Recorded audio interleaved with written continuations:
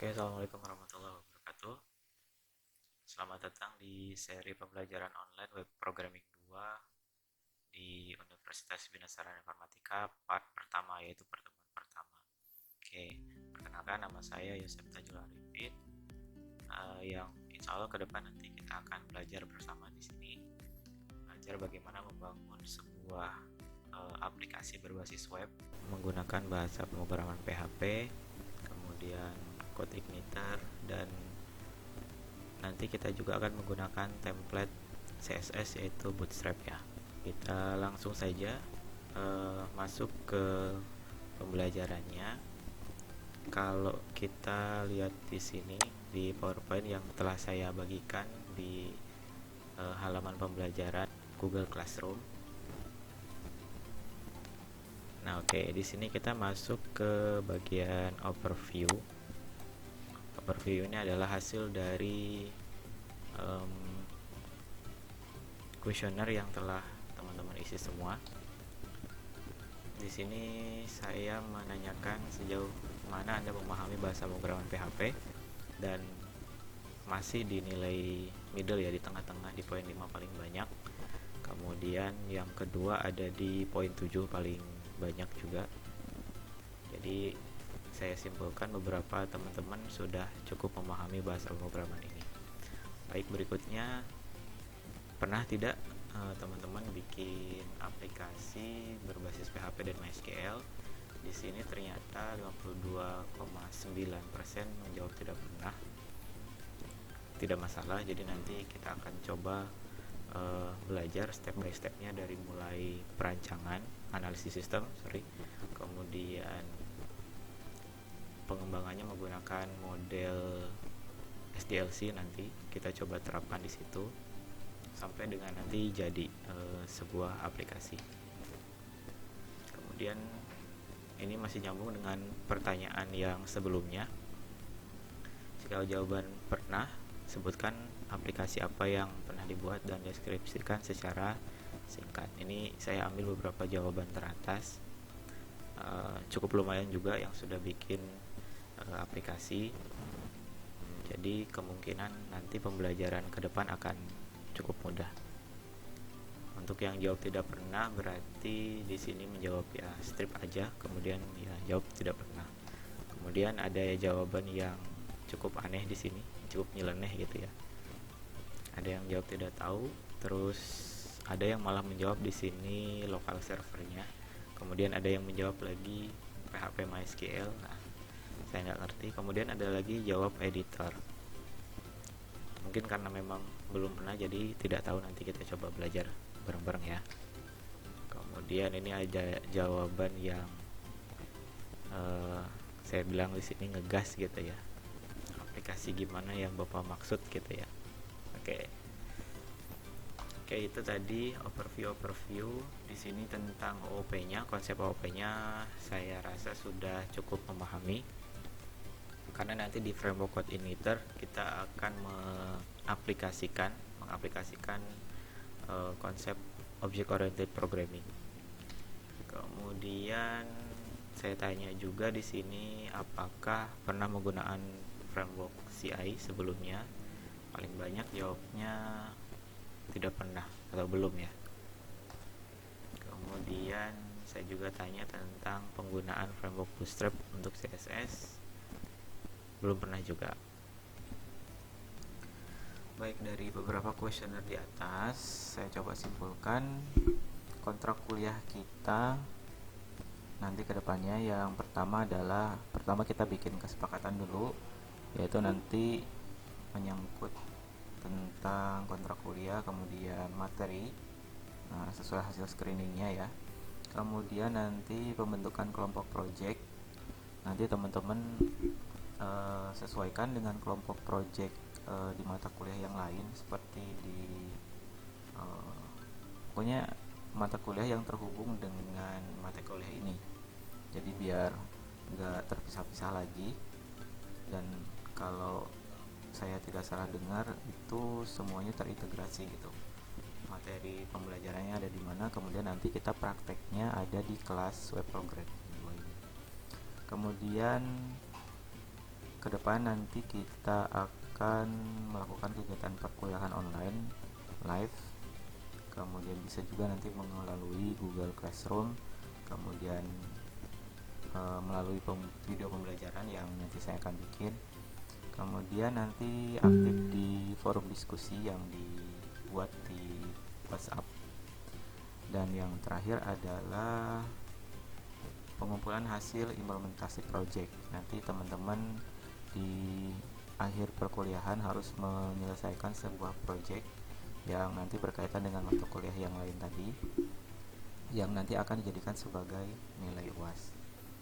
Oke, ini untuk kontrak kuliahnya. Kemudian untuk kesepakatannya, yaitu yang pertama teman-teman membentuk kelompok sesuai mata kuliah yang lain yang terintegrasi dengan mata kuliah ini tadi yang sudah saya sampaikan.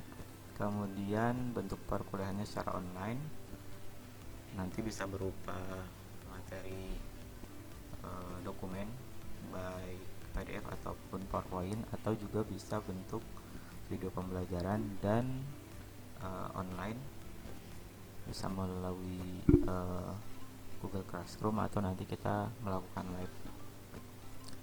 Kemudian untuk mata kuliah ini tidak ada kegiatan UTS maupun UAS yang tadi digantikan dengan project. Kemudian kehadiran nanti diinput sesuai dengan pengerjaan tugas per pertemuan melalui halaman Google Classroom. Oh iya, untuk absensi kalau nggak salah ada updatean terbaru dari mobile application, nanti silahkan dicoba. Teman-teman diupdate aja tuh mobile applicationnya yang untuk pembelajaran. Info yang saya dapat, nanti teman-teman bisa langsung melakukan absen dari situ. Jadi kalau awal-awal saya rekap semua, saya absenkan, kemudian nanti kalau memang sudah bisa dipergunakan, nah nanti silahkan pergunakan mobile application tersebut. Kemudian nilai akhir didapatkan dari penyelesaian project. Jadi nanti nilainya cukup satu aja, yaitu menyelesaikan sebuah project. Makanya untuk project ini teman-teman harus selesai ya. Oke, ini dealnya. Kemudian nah kita masuk di materi pertama. Kita pemanasan dulu aja di part pertama ini. Teman-teman pasti sudah kenal dengan software development life cycle, yaitu tools untuk mengembangkan sebuah software, di mana terdapat beberapa step di dalamnya. Yang pertama adalah requirement dan analysis, kemudian ada design, development, testing, sampai dengan nanti maintain, dan nanti berulang terus untuk pengembangan kedepannya. Nah, nanti kita akan coba menerapkan konsep ini. Yang pertama dari analisis requirement dulu. Jadi kita definisikan kebutuhannya, kemudian nanti kita desain, entah itu database-nya, entah itu mockup-nya. Kemudian nanti kita baru development. Di sini kita melakukan mulai melakukan coding ya. Kemudian nanti hasil codingnya kita tes, kemudian kita coba setelah di testing, kemudian nanti kita coba pemeliharaannya seperti apa. Baik, untuk bentuk seperti ini kita lebih sederhanakan lagi menjadi ini. Nah, requirement gathering, yaitu nanti kita akan definisikan kebutuhannya melalui tahapan analisis tadi, kemudian nanti desain, kemudian code, dan seterusnya sampai dengan tahapan implementation dan maintenance. Baik, misalkan di sini saya sudah punya studi kasus, jadi untuk nanti ke depan kita belajar di studi kasus yang ini. Jadi misalkan saya punya studi kasus, nanti akan membuat sistem informasi arsip personal atau kita singkat nanti SIAP. Baik, untuk dari sisi analisis masalahnya, ceritanya di sini ada kewajiban dosen setiap semester untuk melakukan pelaporan Tridharma, yang nanti di dalamnya ada kegiatan pelaporan pengajaran, penelitian, pengabdian kepada masyarakat, dan kegiatan kepesertaan lain.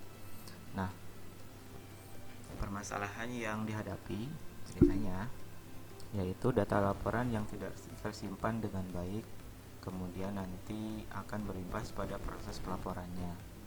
Kemudian file-file yang terpisah, dan tidak terintegrasi. Kemudian yang C-nya tidak ada data history yang dapat ditampilkan untuk data semester yang terdahulu. Jadi misalkan saya akan melakukan pelaporan ini tapi datanya masih kepisah-pisah di folder mana, entah kadang-kadang di flash disk dan seterusnya gitu ya. Nah, ini permasalahannya. Nah, untuk kebutuhan usernya di sini, kebutuhan aplikasi yang dapat menyimpan arsip gitu ya. Jadi nanti aplikasi ini dia bisa menyimpan arsip atau file, kemudian dan data laporan pelaksanaan Tridharma pada setiap semester dengan fitur tambahan pengolahan data buku. Jadi nanti selain permasalahan di atas, kita akan coba tambahkan lagi fitur untuk pengolahan data buku.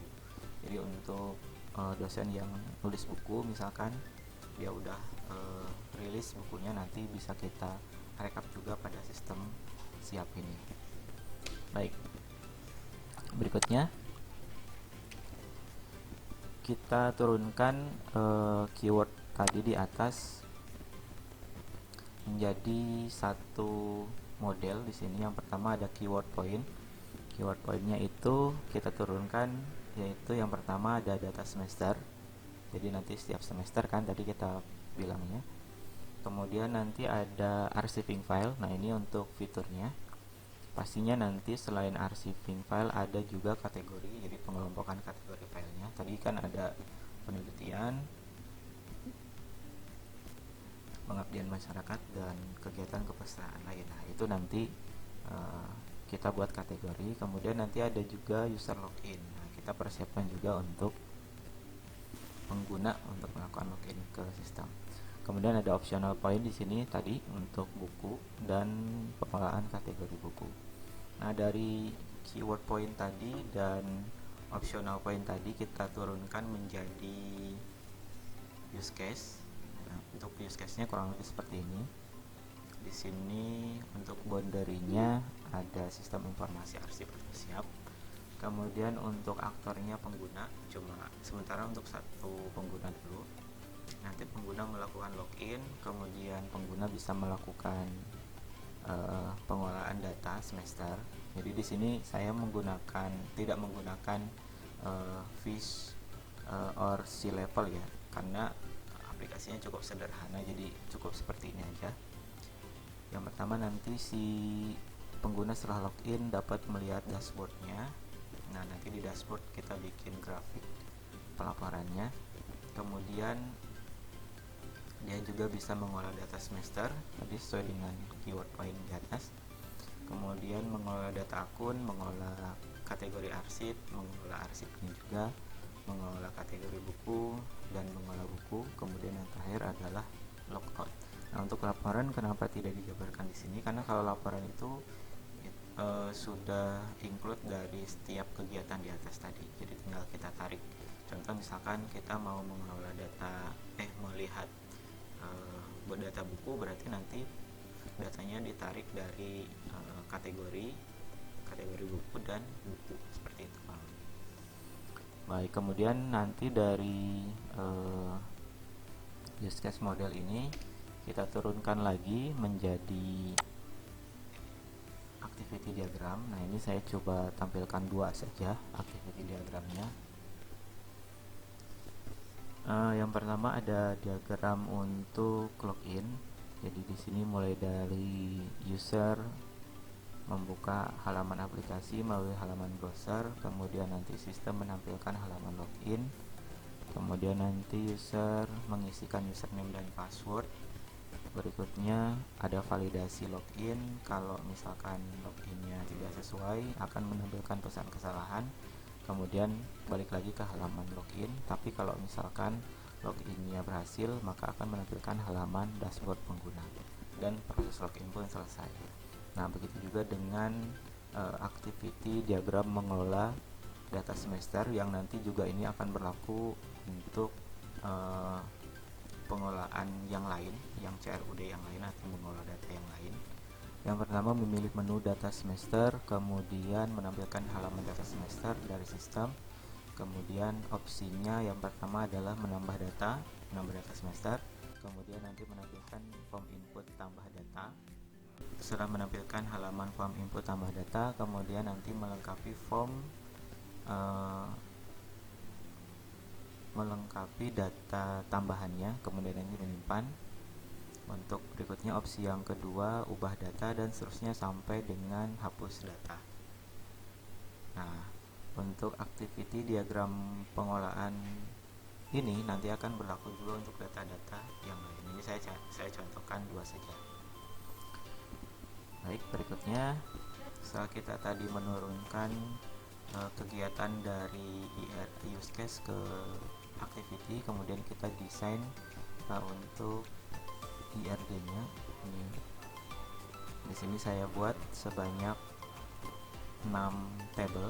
Yang pertama ada tabel buku yang berhubungan dengan kategori buku, kemudian berhubungan juga dengan tabel user atau pengguna, berhubungan juga dengan tabel arsip, kemudian tabel arsip juga berhubungan dengan tabel semester dan tabel kategori.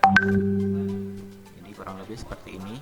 Berikut dengan tipe data dan size-nya.